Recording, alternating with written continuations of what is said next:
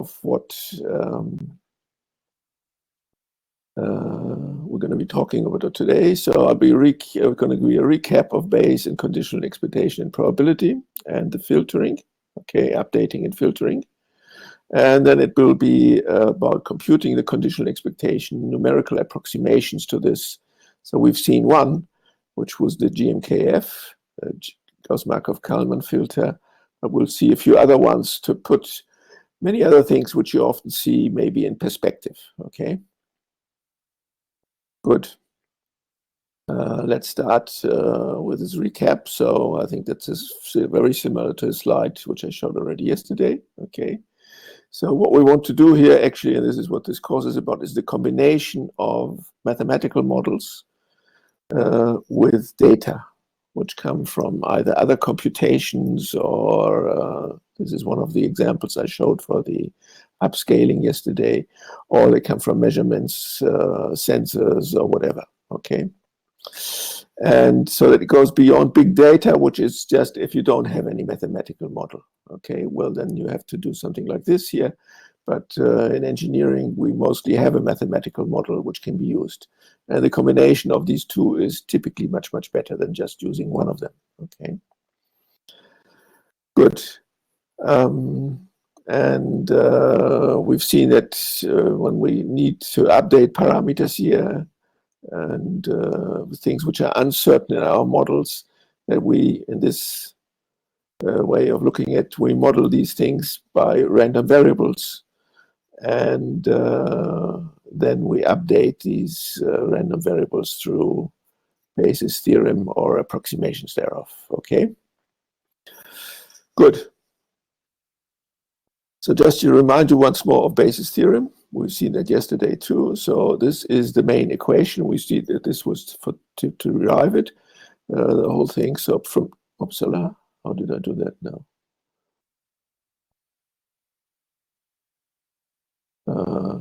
From these two equations, from these two, you can derive this equation if this is larger than 0, okay?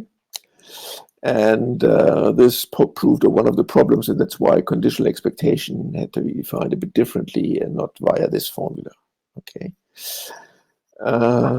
Good, and this is the case when the new information does not provide anything which is useful for what you want to know, okay? Then they're independent, these events.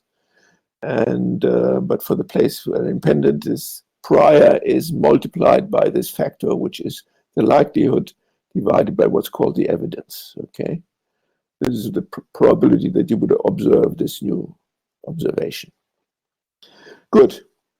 So this is Bayes' theorem. That's the basis essentially written in densities. This is the basis for Markov chain Monte Carlo, okay? And we go to the next slide. So what we do, just to collect this again, because I'm repeating all this because I find it important, and so that's why I want to ingrain the idea on how this is done. So the unknown quantities which are uncertain, we model as random variables, okay?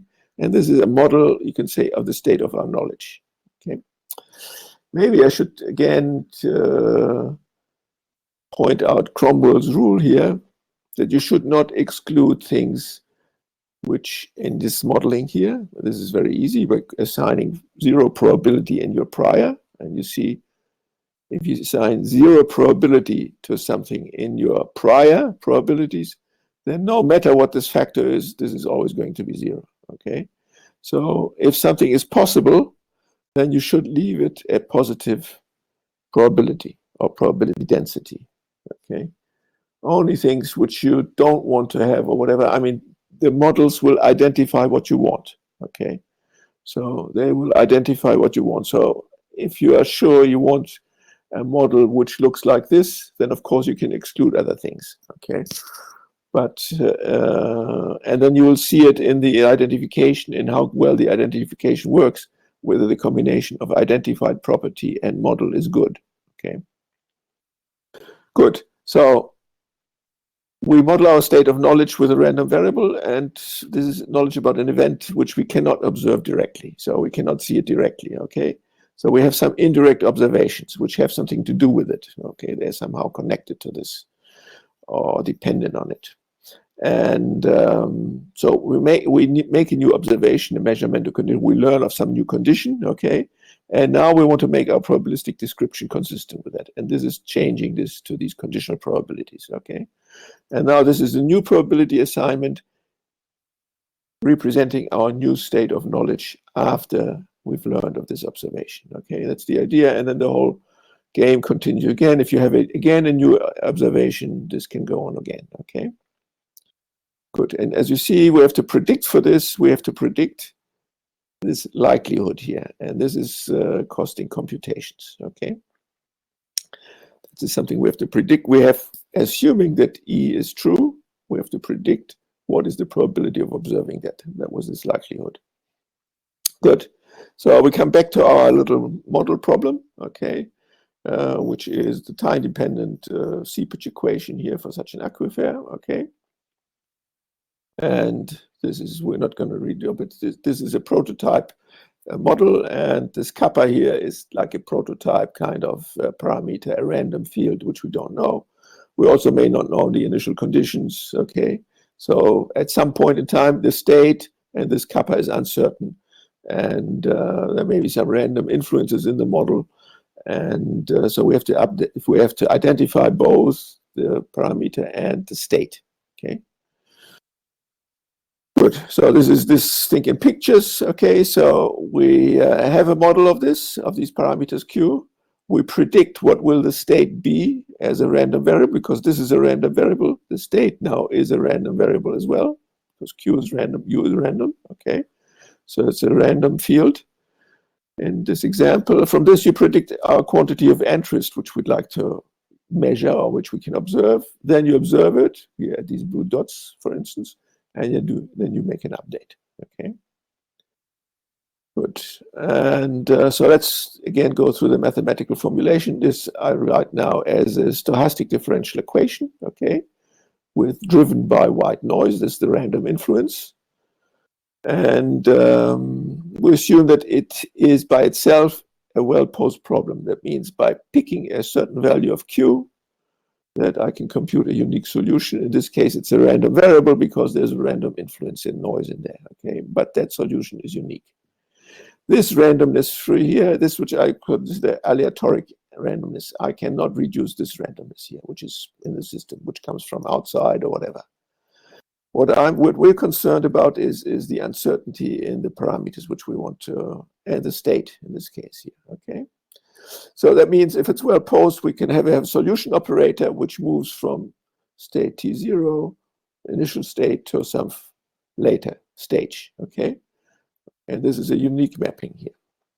And now, because we want to identify both the state and these parameters Q, we define what's called an extended state, okay? It's just a product of these two spaces. And so the advance from this here to the next observation time is done, of course, with the solution operator operating at the time Tn-1, okay, and which has the state Cn-1.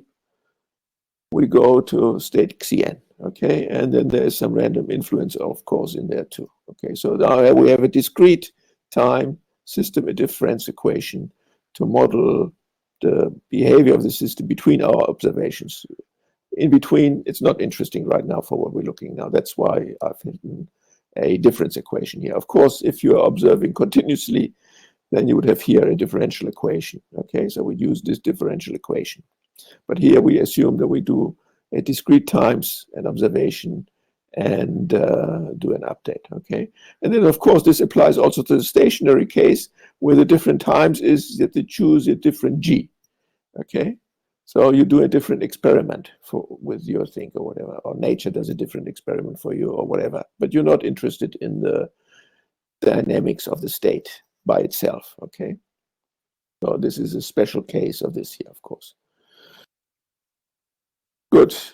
And now that's the mathematical model of a measurement or observation operator. So it's again a mapping which takes this extended state and gives us an observation, okay? Good.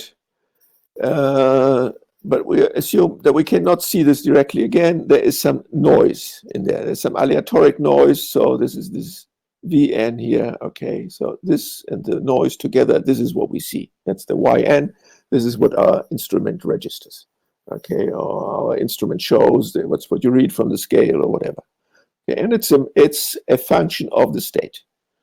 Okay, so now Yn, and also here, when we go here, this measurement is just a function of Q. Okay, if we just do away with the other influences. Okay, and what we'd like is the inversion of this mapping. Yeah, we would like to, if we know eta, we would like to know what is Q.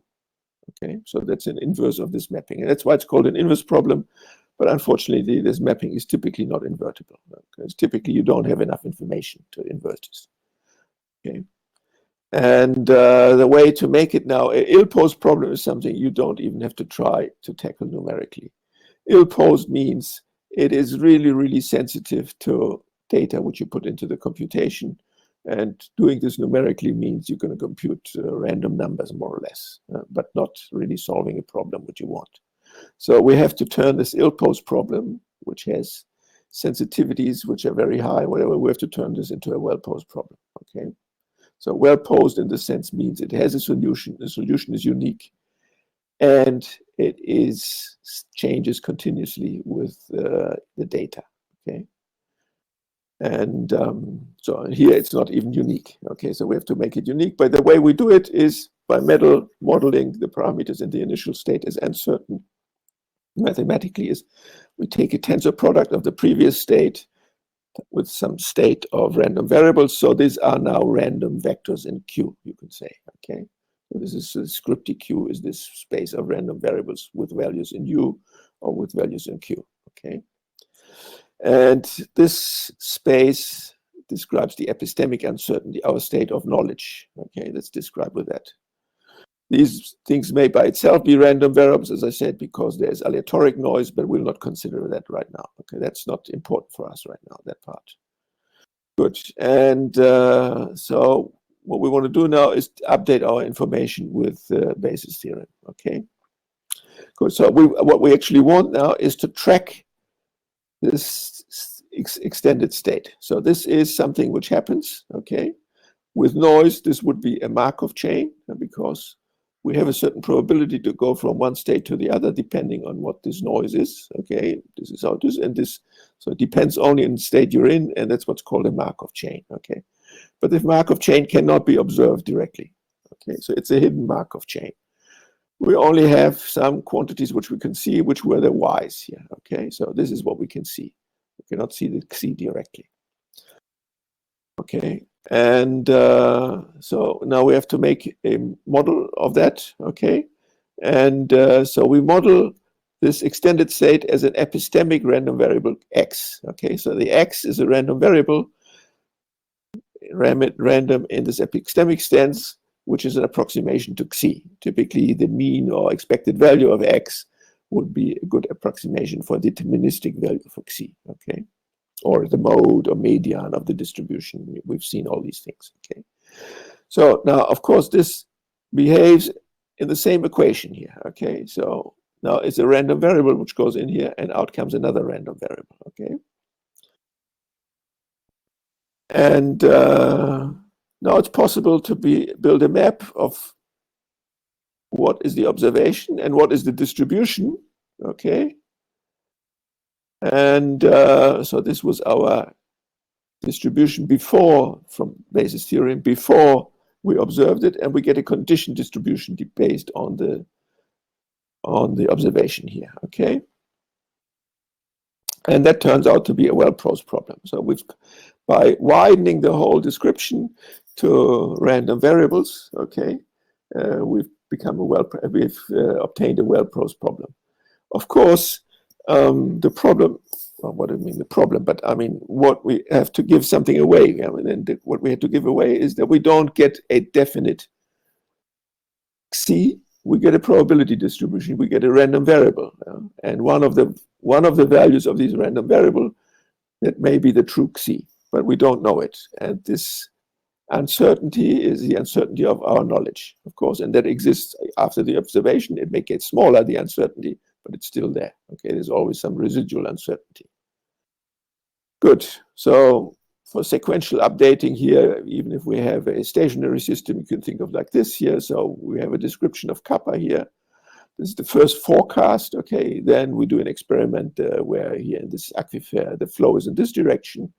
Well, we have an update. This is the assimilated value after the first observation and updating. Okay, that we take as the prior forecast for the next experiment. Okay, and then we let the fluid flow in this direction, and we get a second update, and so on. You can do many more experiments to excite sort of all the internal modes of the system. Okay, you will not be able to observe something in this system here unless you push it in this direction. Okay, so if it has a certain kind of behavior which only happens for certain inputs, then you have to give the system those inputs, otherwise you won't see them and you won't identify that part. Okay, so here, for instance, if there is a part of the domain and we don't let any water flow through there, then we'll be never ever able to determine what is the conductivity if there's no water flowing through there.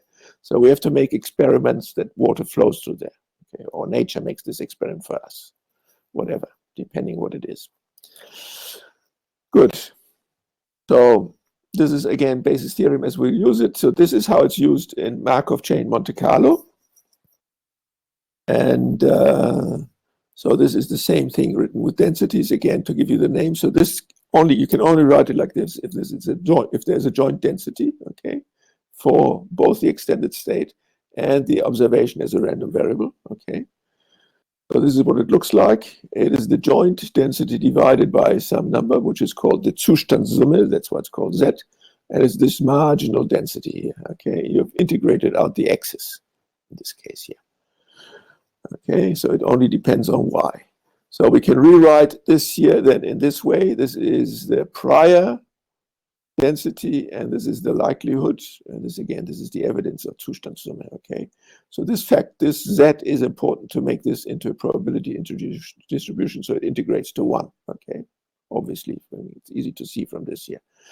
And this is the basis of Markov chain Monte Carlo algorithms. Okay.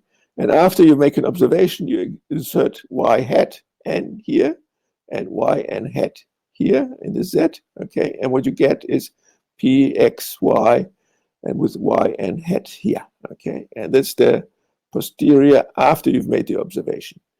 This is the prediction of what the posterior will be for all kinds of observation y's. But once you've made an observation, then you insert it in here and do that, okay? Of course, we don't compute this here for all possible observation y's. The Markov chain Monte Carlo only computes this posterior for the actual observations. For the other ones, that's not really interesting. This is what would have been the posterior if you would have observed some other value. And it's typically not interesting, that question. So it's not answered by this, okay? Of course, you can answer it by taking another y to put it in here, okay? Good. And the problem is, of course, that Bayes' theorem only gives us a density or a probability, okay? To use something in our model here, in our model on how the states evolves, we need a random variable. So we need a new random variable which has this distribution, okay?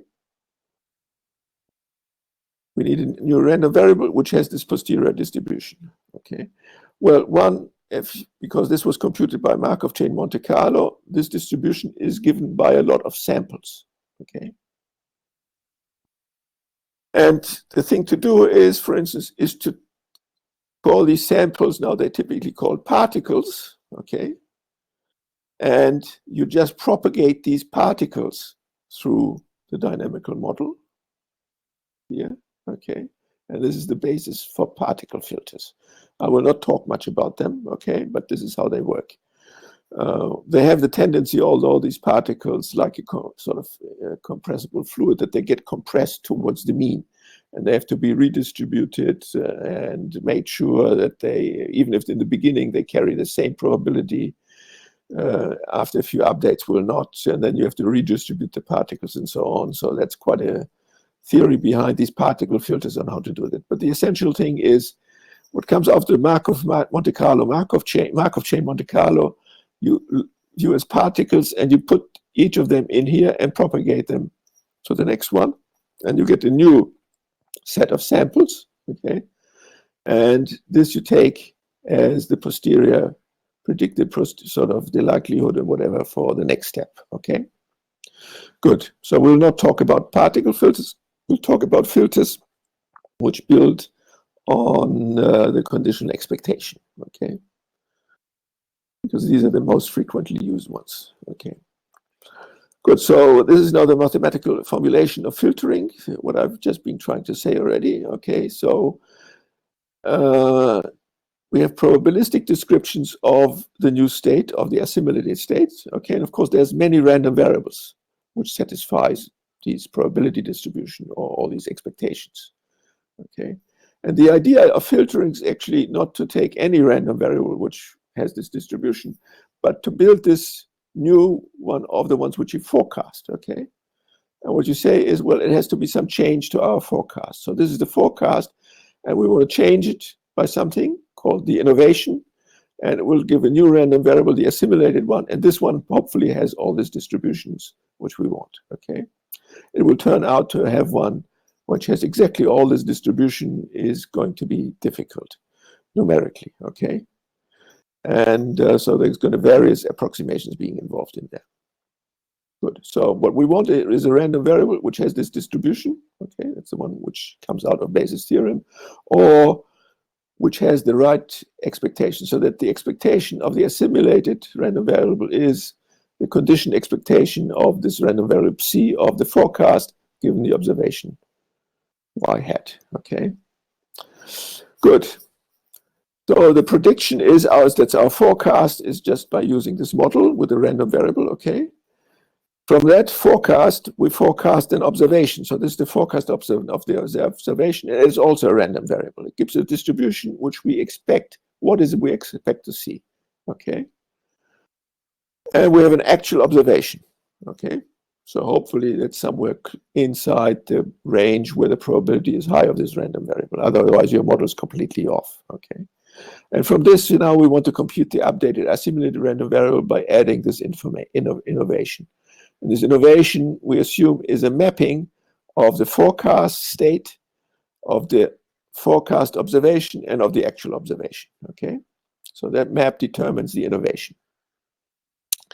And now we're not going to look at all the steps. We're just going to look at how to construct this map by just looking at steps from n-1 to n. So that's all we're going to look at. So we drop the index n, okay, and just talk about assimilated and forecast values. Okay. Good. So just to remind you on conditional expectation, I pointed out already defining conditional expectation via this density is a difficult thing. And the difficult thing, let me go back here again. And this is exactly when you observe random variables is, sorry, now it's here. So this is the probability of our measurement of observing something. And this is the likelihood of observing something if I of x were true, okay? And this equation is only varied with if this probability is larger than 0. But mathematically, if we observe a real number, that probability by itself, these single point of probabilities, they are all 0. So we have a theorem here which says 0 divided by 0, okay? And that's the problem. The only way you can solve this problem is this: when this joint density exists, then you can write it like this. But that's often not true, okay? Often there is no joint density, okay? For instance, if y is a direct function of x, no additional noise involved, okay, then there is no joint density. It's a singular density. It lives on a line or something like that, okay? So then this cannot be used directly for computing conditional expectation, okay? And this goes back to Kolmogorov. Sorry, here's a conditional expectation. Then the way to see it is that the normal conditional expectation can be seen as an orthogonal projection onto the constants, okay? So again, I denoted with E. So now this new conditional expectation, which I view as a projection onto the constant, is the number, which is the conditional expectation, times the constant function, okay?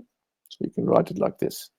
So it's a bit disturbing having two sides of the equation which are not exactly equal, But this is the expectation as a linear functional giving a number, and this is the expectation here as an orthogonal projection. Okay. Sorry for this little confusion, but this is how it's normally written. There's no difference being made between these guys, so I keep that. Okay, but you have to see there is mathematically a difference between this, the green and the red one here. Okay, good. So to write this again is that the whole space of random variables is the constants, yeah, plus those random variables which have expected value 0. That's the kernel of this. So this is the kernel of this expectation operator. Okay, and so the projection takes a random variables in here and it puts it on, just gives it this component. Okay, that's the other. We throw this component away here with a normal conditional expectation. Okay, now the conditional expectation is defined in the completely same way. Okay, but we're using subalgebras to define the spaces how we project. Okay, and we take the subalgebra here in this case generated by the observation. Okay, so these are all the polynomials in the observation. Okay, because that's not a closed space and the orthogonal projection would not be continuous to do this. This is a little mathematical quirk. We have to take the closure. Okay, so to make a completion here of this here. Okay, that's again like this is the rational numbers, but we need real numbers to really work with this. And we take the completion with this. Okay, so this is a subspace, a closed subspace of this one S here. Okay, that means there's the orthogonal decomposition of the space S into S infinity and its orthogonal complement. Okay, both closed subspaces. And now I can define a projection, an orthogonal projection from the whole space into just this component. Okay, and that's the definition of what the conditional expectation is. Okay, so it's this written like this with an algebra or written with a random variable y, where it comes from in there, and it's the orthogonal projection onto this. Okay, good. So this, before we've observed it, this we call the conditional. Now we're going to go through the name, so I'll call this the conditional expectation. And after so it's an operator, okay? And this is a random variable because y is 1. But after you've observed y hat, and you insert y hat in here in this function, okay, then it is a constant, okay? It's a new expectation operator, just like this one here, and it's replacing the old one, okay? So our state of knowledge has changed, and so has the expectation, the state, okay? So the physicists call this guy here, the expectation, this operator, which does all this, a positive operator, normalize it. So they call this a state. It's the state of the system they're observing. You can say it's the state of the world or the state of your knowledge. And your state of your knowledge has changed, and then it changes the expectations changing. So the state has changed. Where this language comes from. Okay, good. So just to go through things, sometimes it's really, really confusing what things are called, okay? So there's many things called conditional expectation, unfortunately, all the same name, and all of them are a little bit different, okay? I've listed some of them here, which appear in what we're doing right now, okay? So this projection operator, which takes a random variable and projects it onto the component, which is in S infinity, okay? That's called sometimes the conditional expectation, okay? But we know this projection operator, so this C which comes out here, this guy here, okay, is actually a function of y, okay? So sometimes this function of y, which comes out of here, so this guy here, the function of y is called the conditional expectation, and it's this function mapping y into this random variable, which is the conditional expectation of C given y, okay?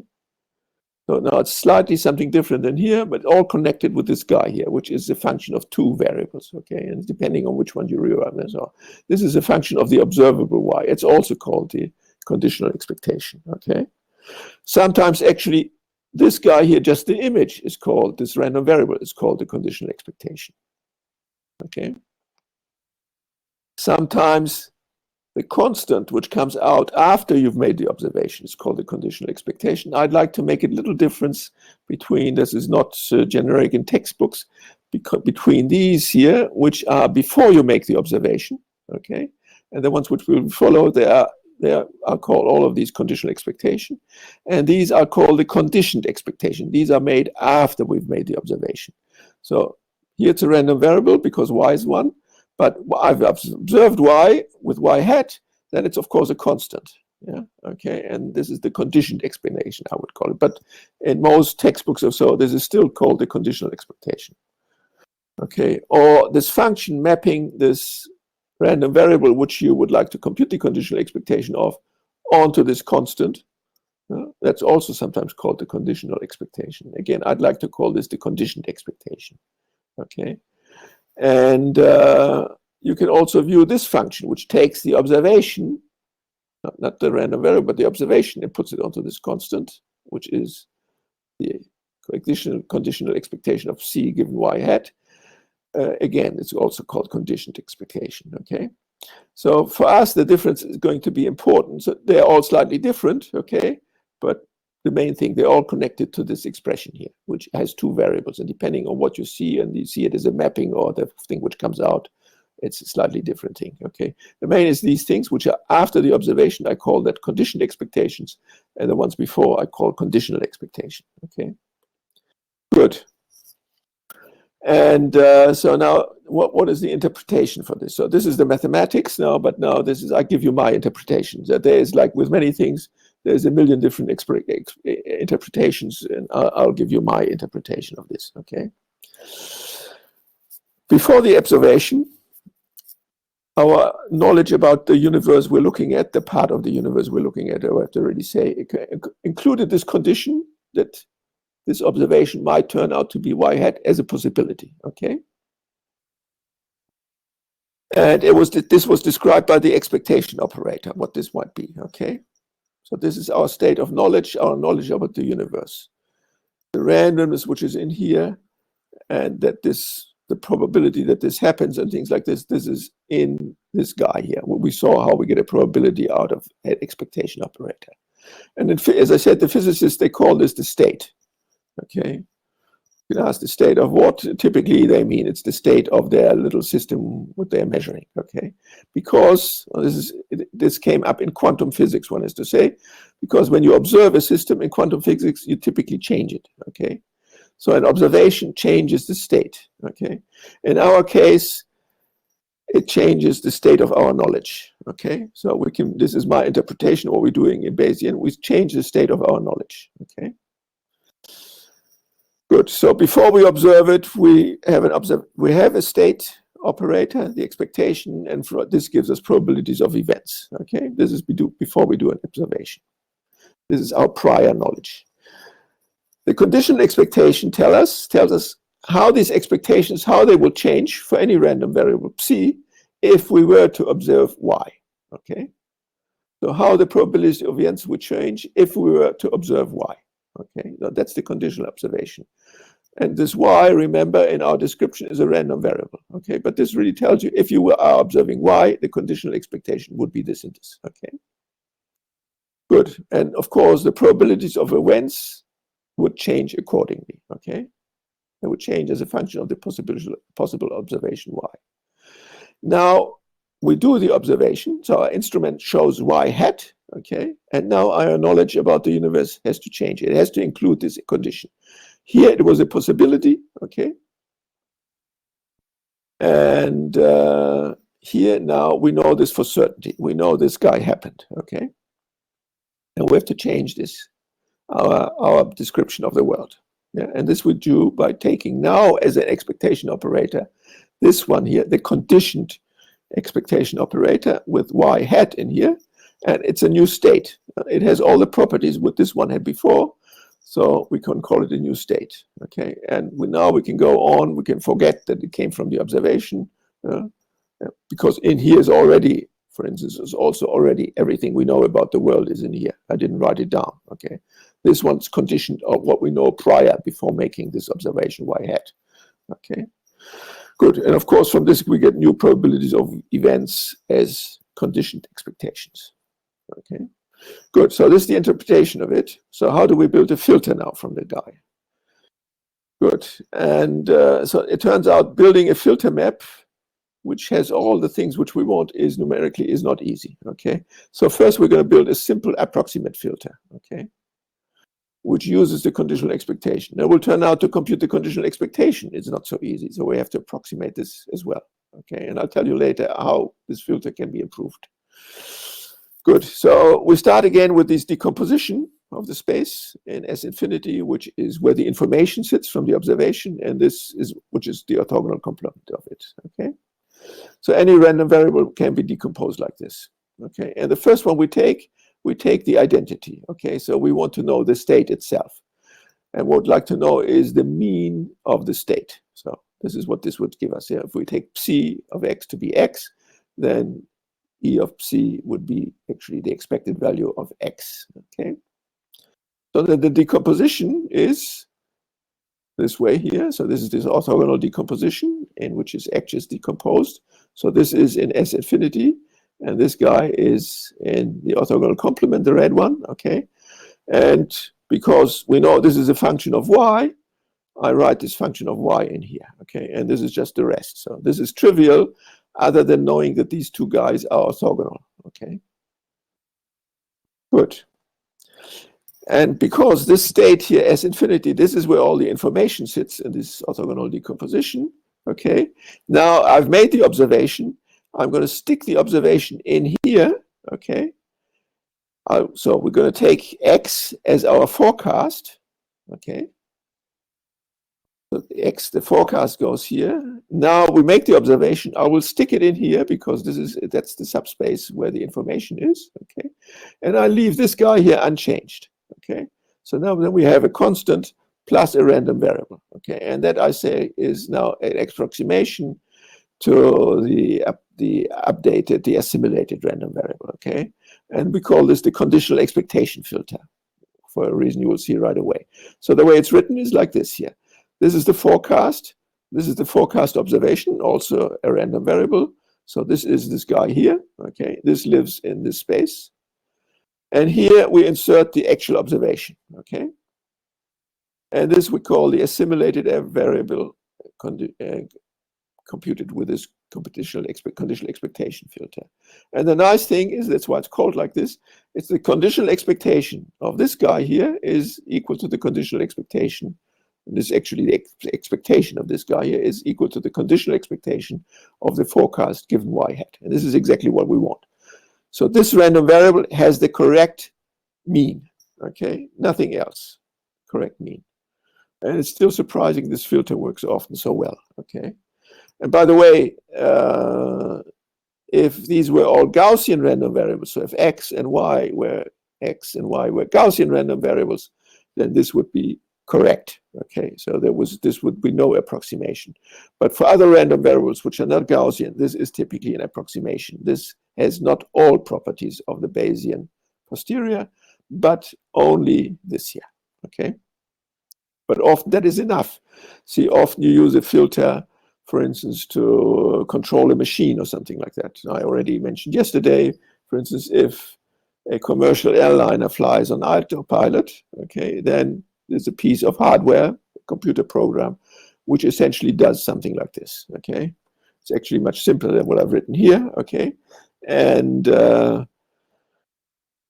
what you want there, if you get a random variable for the predicted new state, so what the thing, of course, does is, what the aeroplane does, it wants to keep a certain course of flight, a certain altitude and things like that, okay, certain speed.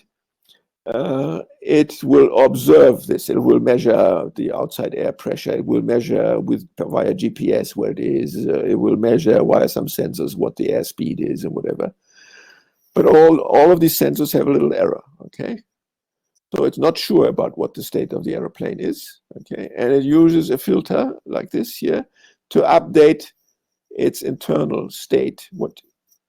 And if this state is a probability distribution, and from this you want to derive now how should you change the thrust of the engines or whatever, something like that. You cannot change this in a probability distribution. You have only one aeroplane, so you have to take one value, okay?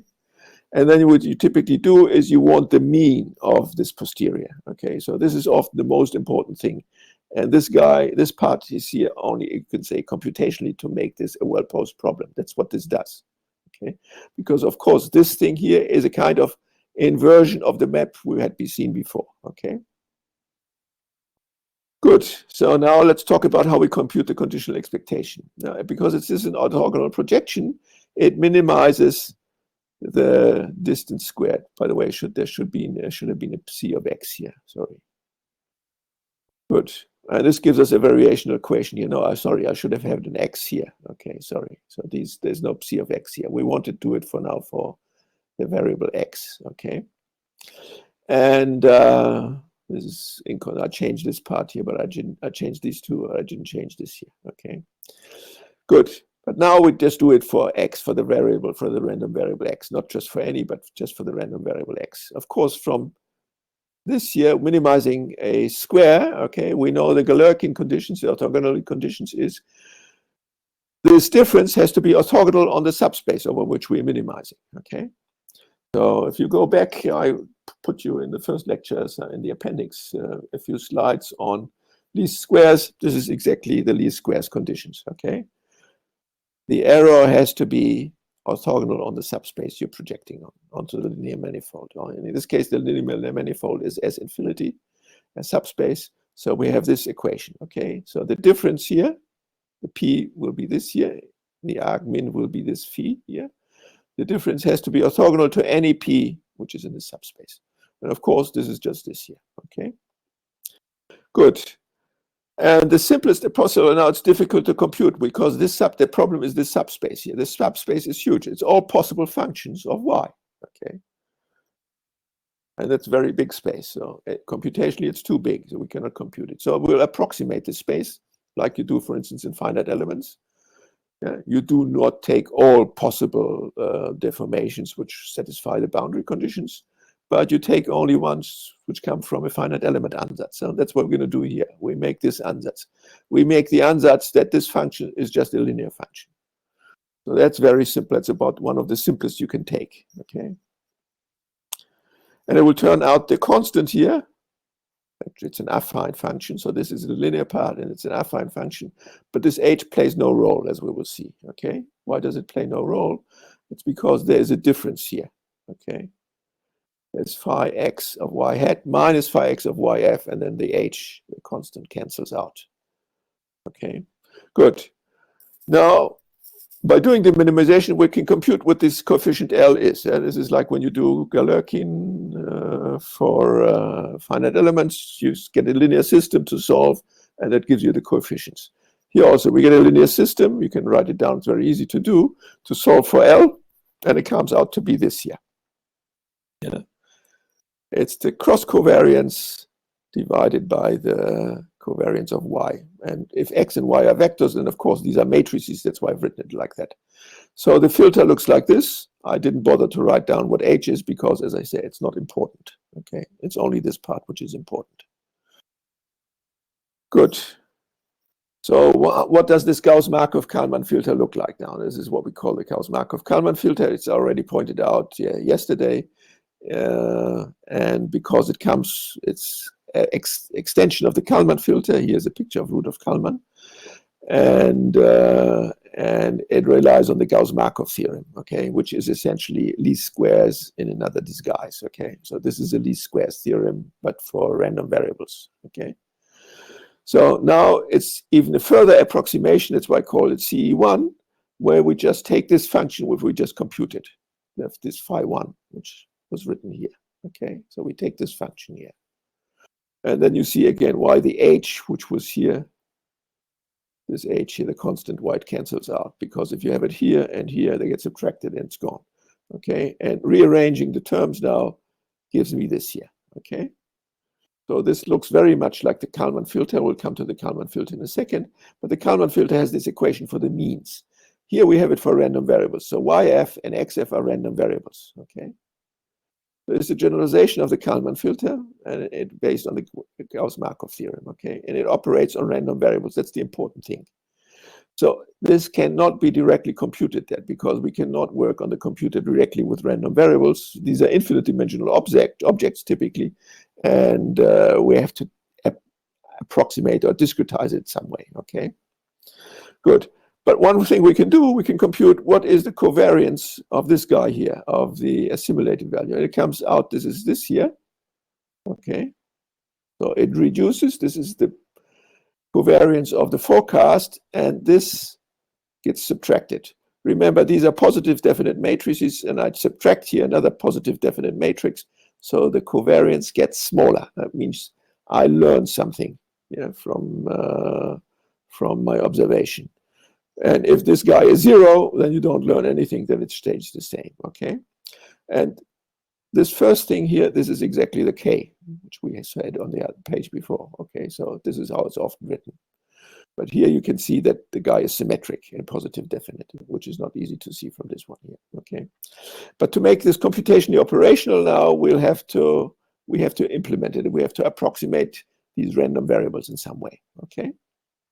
And there's different ways of doing it. One is the Kalman filter, abbreviated KF. Even simpler one is Kriging. Another one is the ensemble Kalman filter and the PCE Kalman filter, which we will say also in a second, okay, which will build on the PCE expansion. So let's look at the classical Kalman filter and Kriging, okay? So the classical Kalman filter we get from this equation here, this equals that, by taking the mean of this equation here. So you just take the expected value of this equation, okay? So that gives us this equation here. The mean of the Kalman filter equation, okay, is the mean assimilated mean is this here, just taking the means here and the mean here, okay? So this is now a normal equation just for one vector. So it maps a constant into another constant. This is how the mean changes, okay? And what the Kalman filter, the classical Kalman filter did, it takes here what is a result from this here, it takes this as a definition or prescription on what to do. So it takes the prior covariance and computes a posterior covariance with this equation, okay? So what the Kalman filter does, it represents the random variables, xa, xf, and so on, only through their mean and their covariance, okay? That's why people often say it only applies to Gaussian random variables, but that's not quite true. You can view it as an approximation, and it's used as an approximation also for other random variables. And the approximation is that you only look at the mean and the covariance, okay? Of course, if they were Gaussian random variables, they would be completely determined by this here, okay? Good. So these two equations together, the update for the mean and the update for the covariance, that is what is the Kalman filter, okay? And it turns out is an exact Bayesian update, not only an approximation, if all the random variables involved are Gaussian. So this again shows you the special case of Gaussian random variables. Then this orthogonal projection is completely enough to compute the conditional expectation or the posterior, okay? And Kriging, this is after a guy called Krige, a mining engineer in South Africa, actually, who used these techniques to see where is gold from where he observed gold before, okay? So he worked in a gold mine. The Kriging is approximating the Kalman filter, okay, by saying, well, we don't have to do this here. We know what the posterior covariance is from some other whatever theory, okay? So if you say, I know what the covariance is, okay, then you know what K is. Yeah? So you keep the K constant here. The K changes every time you do a new observation. And here you just keep the K as it is, okay? So in the normal Kalman filter, the K changes because the covariance changes. And in Kriging, you keep it constant. So you just use this equation with a constant K. So that's a very simple approximation, okay? Good. And now we're going to look at some which are a bit more involved, okay? So we go back now again to this equation, the Gauss-Markov-Kalman filter, okay, which is in random variables. And one possible way of approximating the random variables is to take samples. So that's a Monte Carlo discretization of the GMKF. Okay, so what we do, we take samples and we put them in a matrix by arranging the samples in columns here. That's the forecast.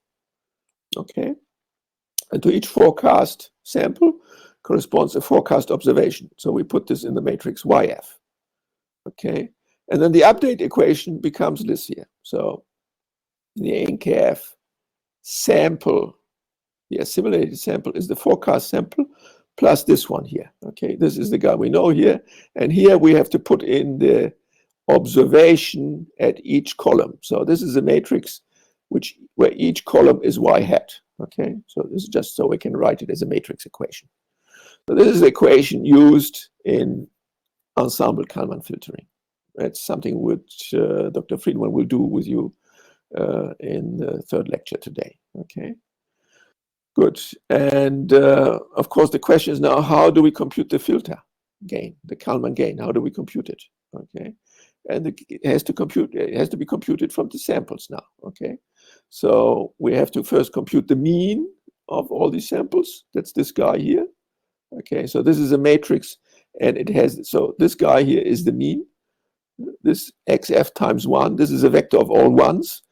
It just sums all this up, and it is divides by the number of samples. So this guy is the mean of the samples.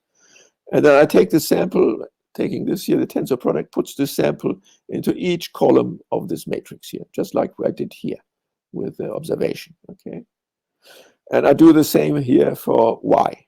Okay, and then I can compute the Kalman filter from the sample covariances, and the sample covariance is this here.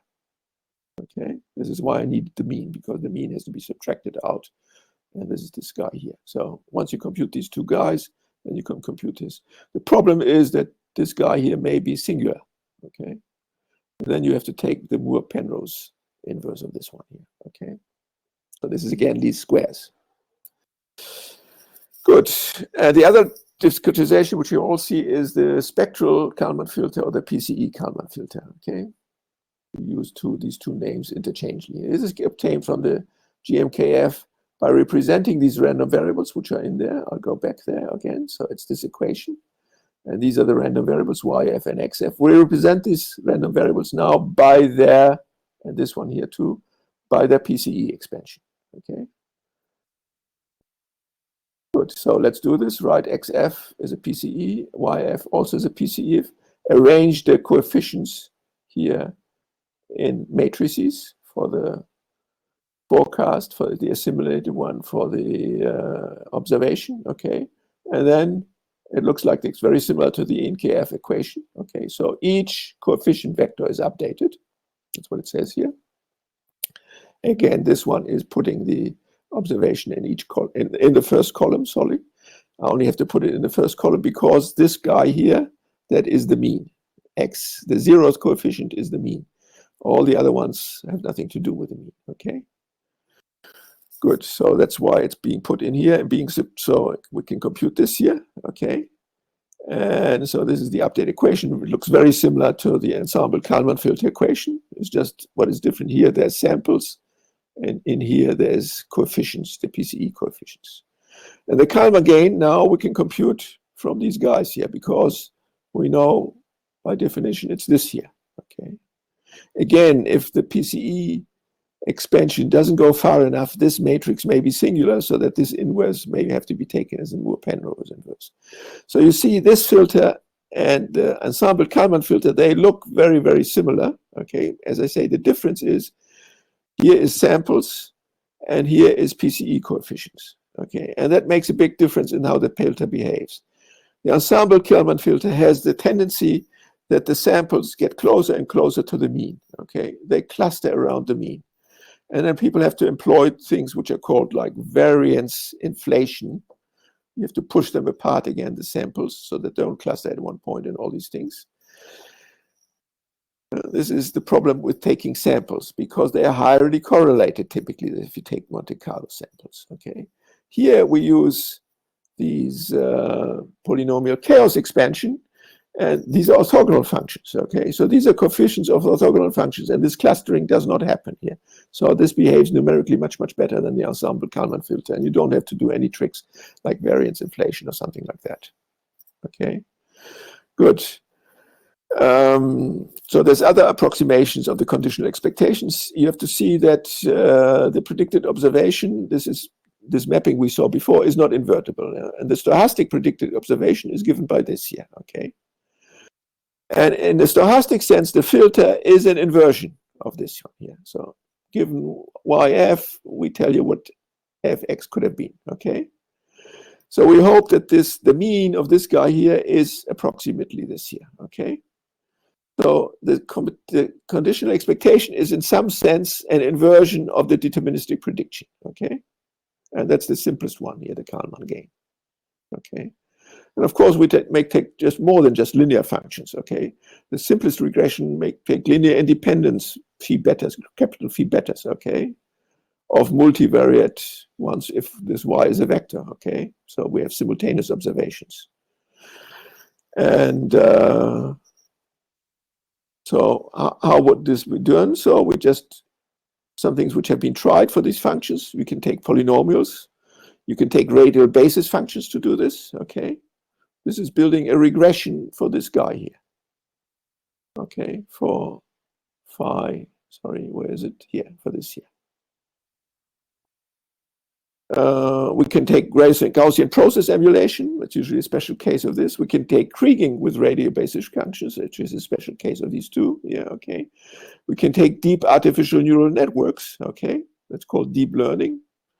So it is a sparse network of functions like in here, okay, and some other ones often, okay. So it's a good idea, by the way, if you choose functions like that, for instance, to include linear functions, then this approximation can be exact for Gaussians, okay? So the ansatz is to take this guy here like this, so with a phi, this approximation, to look something like this here, okay? And then now you have to compute these coefficients. Before only had one coefficient, the linear mapping k. Now we have to compute more coefficients, okay? And they can be computed from this Galerkin condition we had on the orthogonality condition for the conditional expectation, okay? Good. So the way it's computed is exactly like this. You know, it's minimizing this here, yeah? So now you take the space, so this is also for the whole space, that's the definition. Now you take not S infinity, but you take Sm, okay? For instance, the polynomials in degree less than m. Or you take the space of these functions here, spanned by these functions in here. And that gives you a set of equations for, and this is, for instance, what artificial neural networks do, okay? And the way this system of equations, the linear system of equation comes up, they typically solve it by gradient descent, okay? Because they don't want to have any matrices or whatever. The matrices would be big and full. And actually, they do something called stochastic gradient descent. There's no time to go into this, but it is solving for these coefficients in this ansatz here, okay? To get another map here. Good. And a little bit more, what can be done here, of course, you can compute these things with other things, with BFGS methods or Gauss-Newton methods or whatever to compute this here, okay? So that what comes out here, you can compute the conditional expectation to any desired accuracy by using all these methods you know from Galerkin methods, okay? And typically this quadratic, by the way, is approximated by quadrature, so it looks like this here. So it's really a least squares of samples often, okay? And this is the same situation as we had for building a proxy model, and the same techniques are used, okay?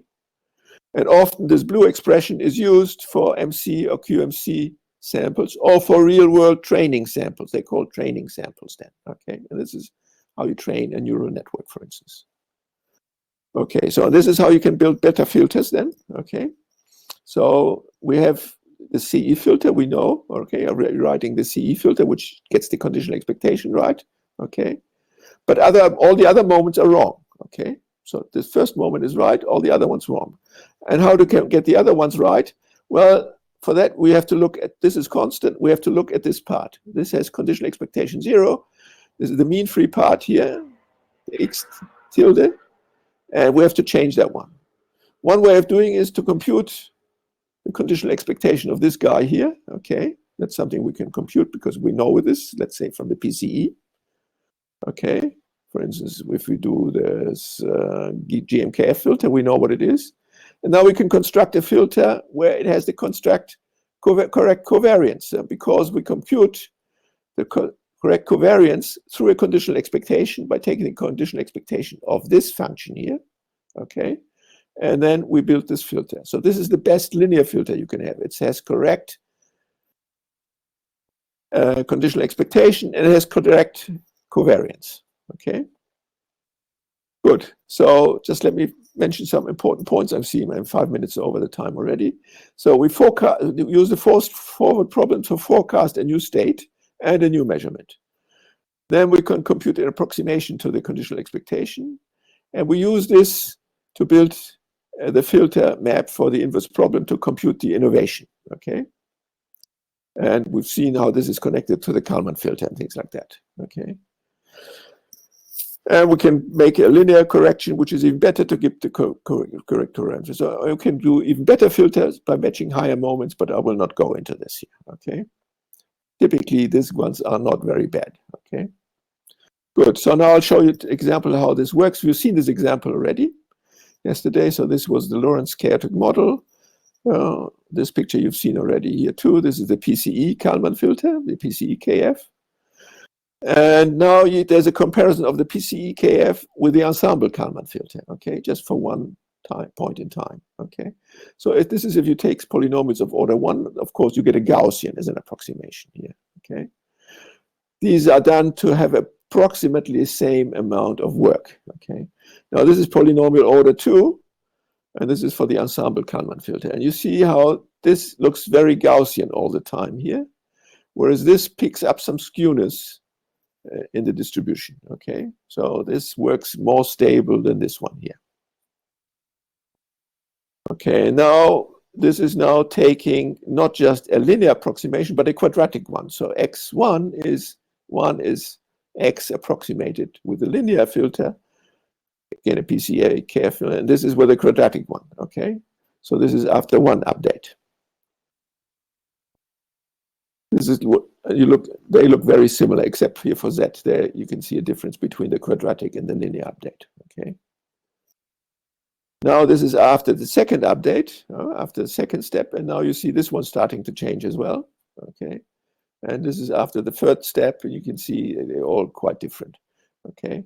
So these nonlinear filters, they give a different prediction than the linear filters.